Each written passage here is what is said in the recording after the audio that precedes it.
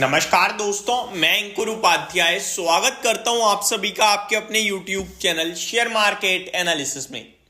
यहां आप सभी के साथ जो खबर शेयर करने जा रहा हूं ये पर्टिकुलर स्टॉक के लिए है वैसे तो, बट मेरा व्यू पूरे के पूरे सेक्टर पे अच्छा है और मैंने आप सभी के साथ इस सेक्टर से दोनों स्टॉक्स जिनके बारे में अभी मैं बात करने जा रहा हूं ये डिस्कस करे हैं और बड़ा मूव भी आया है और हमारे व्यूअर्स ने आई थिंक पैसा भी बनाया होगा। तो शुरू करते हैं स्टॉक्स के साथ।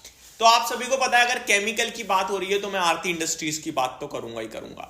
आरती इंडस्ट्रीज की तरफ से ही एक फ्रेश और बड़ी अनाउंसमेंट आते हुए दिख रही है जो मेरे हिसाब से काफी पॉजिटिव है, जिसको मैं आप सभी के साथ यहां डिस्कस करने वाला हूं।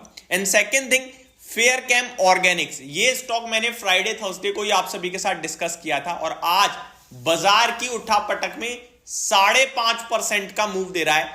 और हमारा फर्स्ट टारगेट जो मैंने अपने व्यूअर्स के साथ टेलीग्राम पे शेयर किया था और यूट्यूब चैनल पे भी वीडियो बनाई थी, वहां पे दोनों टारगेट्स डन हो गए हैं। हालांकि यूट्यूब पे तो मैंने अराउंड 1400 डिस्कस किया था, वहां से तो ये स्टॉक 10% भाग गया है और टेलीग्राम पे मैंने 1430 पे डिस्कस किया था। तो दोनों ही लोगों ने अच्छा पैसा बनाया है, ये आपके लिए अपडेट है। अब मैं डायरेक्टली चलता हूं खबर की तरफ और फिर समझाऊंगा कि किस हिसाब से पॉजिटिव न्यूज लग रही है मुझे। तो अगर पर्सनली मैंने जैसा कि कहा कि पर्टिकुलर स्टॉक के लिए आरती इंडस्ट्रीज की, बट ये मैनेजमेंट की तरफ से अनाउंसमेंट आ रही है और मैनेजमेंट कह रहा है कि आरती इंडस्ट्रीज के एग्जीक्यूटिव ने कहा है कि जो Q4 है ना, यानी कि ये जो चल रहा है करंटली जनवरी, फरवरी और मार्च, इसको कहते हैं Q4, Q4, इसके जो नतीजे हैं वो Q3 के कंपैरिजन में बढ़िया आएंगे, ये कहता हुआ दिख रहा है आरती इंडस्ट्रीज का मैनेजमेंट। अगर मैं आपके साथ पढ़ूं क्या लिखा है इन्होंने एज इट इज, तो company executive says Q4 will be better than Q3 for the company के लिए Q3 के मुकाबले Q4 बेटर रहेगा। साथ ही साथ company executive says will see sizable growth due to new capacities coming up. तो कंपनी कह रही है नई कैपेसिटीज जो आई हैं उसके चलते अच्छा कहीं ना कहीं ग्रोथ आ सकती है। साइजेबल नॉर्मल ग्रोथ की बात कर रहे हैं, बट ग्रोथ की बात कर रहे हैं, तो ये बहुत ही पॉजिटिव है। अब मैं एक बार आपके साथ आरती इंडस्ट्रीज के रिजल्ट्स पे जाता हूं Q3 के।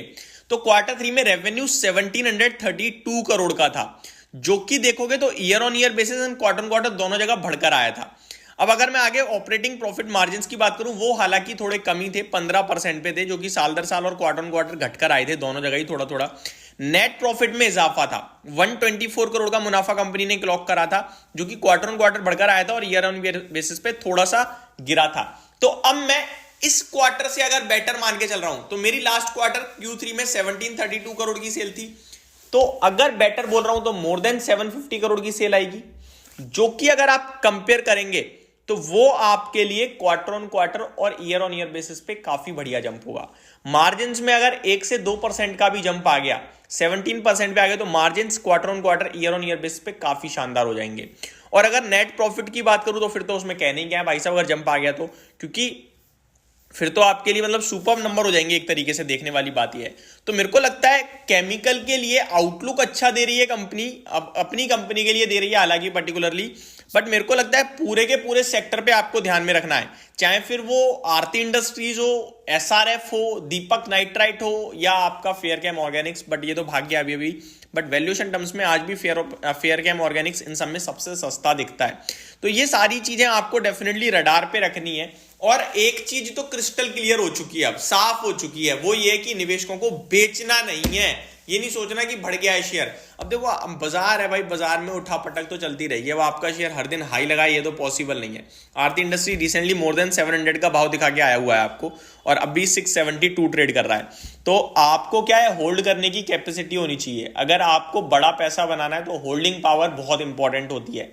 आप कितनी बार अच्छे अच्छे शेयर्स पकड़ते हो लेकिन बेच देते हो, क्यों? क्योंकि जल्दबाजी में प्रॉफिट बुक करना होता है, फिर वो चले जाते हैं ऊपर, फिर हम रिग्रेट करते हैं। और ये स्टॉक मार्केट की एक सबसे बुरी बात है, जहां पे रिग्रेट कभी खत्म ही नहीं होता है। तो वो तो खत्म नहीं हो सकता, लेकिन हम थोड़ा समय तो ज्यादा होल्ड कर सकते हैं।